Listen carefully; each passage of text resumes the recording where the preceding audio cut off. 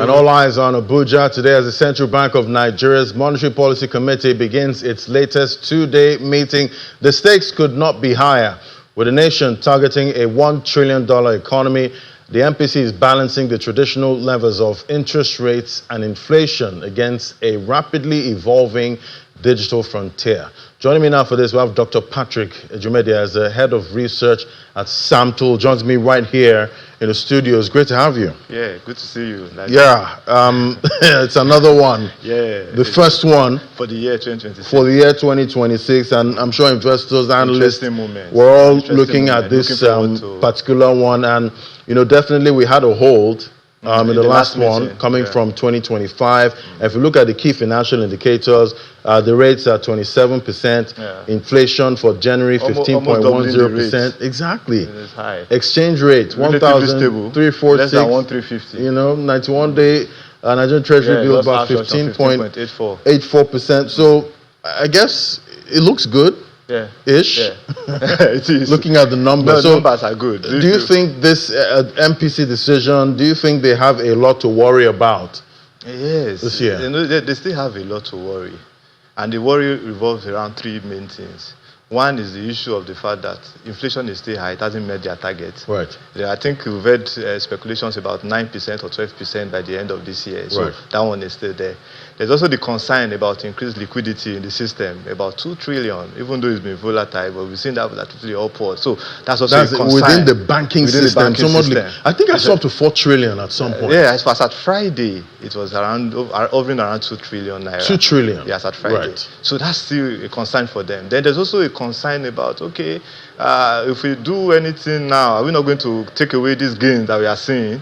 You know, so that's also one of the concerns. Then the biggest of all is the pre-election spending that is coming up, say around April, May, and all that. So these are issues that will be on their head as they are trying to hold this meeting. But does it stop this MPC from actually saying, you know what, let's cut 100 basis points at this meeting? Yeah. So for me, I think it's a no. I think it doesn't stop them. But other people, most analysts are also saying, oh, you know, the issue that I've talked about, revising the gain that we've seen, and the issue of election spending, the CBN has been warning against it. In the last, I think I saw a video when I saw the CBN saying these are issues that it's looking at, then the liquidity issue too. But aside that, I don't think it is, because the reason why I said that is because, one, looks like you are seeing the rate. The inflation rate, the monetary policy rate is almost doubling the inflation rate. That's high. You know, two is the fact that we are now talking about prioritizing growth. And if we must prioritize growth, and not just growth that will trickle down to the populace, we need a growth like we've seen in various conversations, around 7 to 10%. And if we need to do that, we need to be able to make, you know, loan to SMEs, loan to credit to private sector to go up. You know, so these are issues that, you know, I feel that they should be considering. Policy is about human being. It's not just about, you know, trying to say we need to stay here until we do this. When you are tightening your policy and people are saying, no, we are suffering and all that, I think those are issues they need to also look out for. In addition to that, Nigerian monetary policy rate, our rate is one of the highest globally if you take the trend.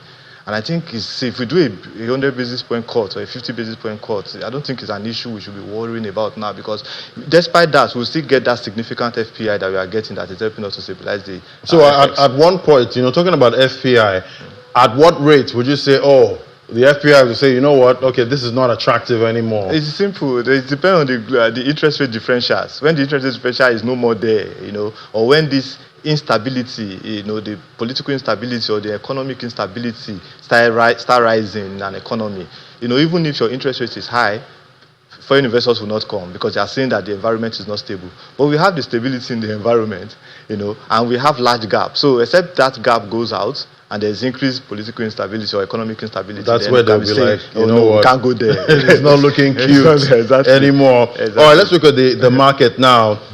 Another fantastic outing last week for the NGX, 6.95% week on week, 194,000 points for the index.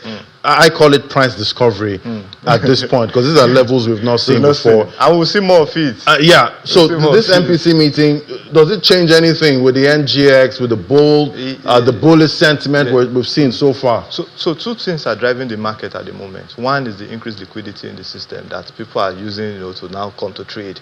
Another thing is the fact that some investors are beginning to price that rate cut into the market so that people take position to say if there is a rate cut. So those are the two things. So if the cut rate, for instance, the market is going to go more bullish because there will still a lot of participants that will still come into. But even if they hold, the market will still be bullish because don't forget that there's still high liquidity in the system that people are still coming to use to trade. And I guess a hike is an impossibility. No, not at this point. Although we saw Rwanda did a hike of their rate because their inflation rate went up. But that's how after they cut they've cut so much.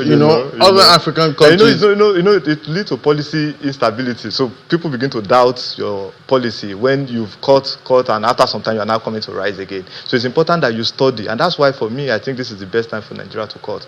Because if you do a rate cut now, there will be enough time for you to study between now and the next MPC, which is around March, and then see how those political spending will play in the system. Then you can now think of what next to do. But if you wait till the next meeting before you cut, that's going to be a problem, because at that time the political spending would have started coming into the economy, and then you will now be struggling with whether to cut or to hold at that point. So if you cut now, it gives you that room to look at the data and use it to study the economy within that time. So what are you seeing tomorrow for decision day? How many basis point cut are you seeing, or are you expecting a hold? No, of course, I'm not expecting a hold at this point. I'm expecting between a 50 bips cut. If they do anything above that, then it's a large step for them. So you're not seeing any surprises tomorrow? The only surprise I will see is if they decide to hold the rate, which I don't think is nice. Is what they should be doing at this point. I've given all the reasons why I think there should be a cut. Our rate is the highest compared to our contemporaries. This is the best time to cut before the increased government political spending comes into play. Real return has been positive for a while now. Exchange rate has been stable. Prioritizing of growth is also there. So these are issues. So if we need to grow, the loan to credit private sector is still very low if you look at the vis-a-vis compared to that of our contemporaries. So these are issues. So if you need to grow, yes, some manufacturing sectors have taken advantage of the relative stability in the exchange rate to be able to grow. But we need additional ones to come. And how do they come in if the rate is high? So you need a cut so that at least you have more people coming so that, we can have that growth. All right, everyone, we're holding our breath at this point, to waiting see for the decision day tomorrow. We'll see if it's going to be a cut and by how many basis points. I guess that's the question at this point. Thank you so much, Dr. Patrick Jumede, as the head of research at SAMTO. Thank you for coming on today. Good to see you. Good to see you too.